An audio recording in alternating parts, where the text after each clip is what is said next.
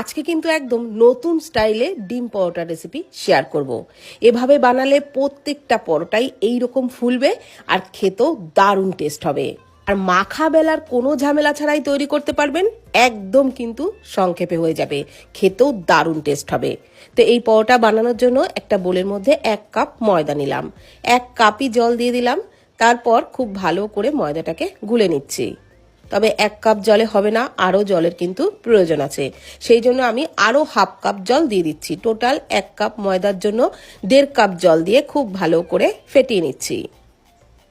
বন্ধুরা, এখানে একটা পাতলা ব্যাটার তৈরি করব, সেই জন্য আমি 1.5 কাপ জল দিয়ে খুব ভালো করে ফেটিয়ে নিলাম। তারপর ওর মধ্যে একটা ডিম ফাটিয়ে দিলাম আর দিয়ে দিচ্ছি পরিমাণ মতো লবণ, দিয়ে দিচ্ছি সামান্য একটু হাফ চামচেরও হাফ দিলাম গোলমরিচ গুঁড়ো।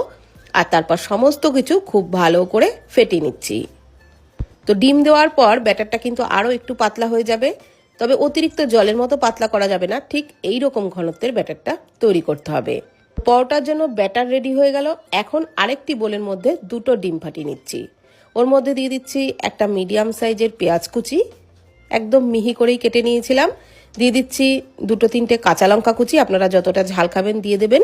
দিয়ে দিলাম অল্প পরিমাণে ওই হাফ টমেটো কুচি, দিয়ে দিচ্ছি একটু ধনেপাতা কুচি, পরিমাণ মতো লবণ, সামান্য একটু গোলমরিচ গুঁড়ো, আর দিয়ে দিচ্ছি হাফ চামচের একটু বেশি চাট মশলা। চাট মশলা ঘরে থাকলে অবশ্যই করে দেবেন, দারুণ টেস্ট লাগবে। তারপর সমস্ত কিছু খুব ভালো করে ফেটিয়ে নিচ্ছি। তো ফেটিয়ে নিলেই ডিমের ব্যাটারটাও রেডি হয়ে গেল।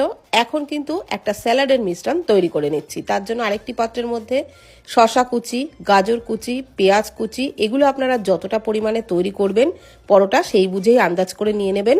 2টো কাঁচা লঙ্কা কুচি দিলাম, পরিমাণ মতো লবণ আর একটু চাট মশলা দিলাম হাফ চামচ মতো, আর 2 চামচ দিয়ে দিচ্ছি টমেটো সস। তারপর সমস্ত কিছু খুব ভালো করে মিশিয়ে নিচ্ছি।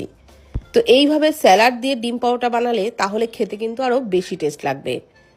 তো সমস্ত কিছু ভালোভাবে মিশিয়ে নিলেই কিন্তু দারুণ টেস্টি স্যালাড রেডি হয়ে গেল।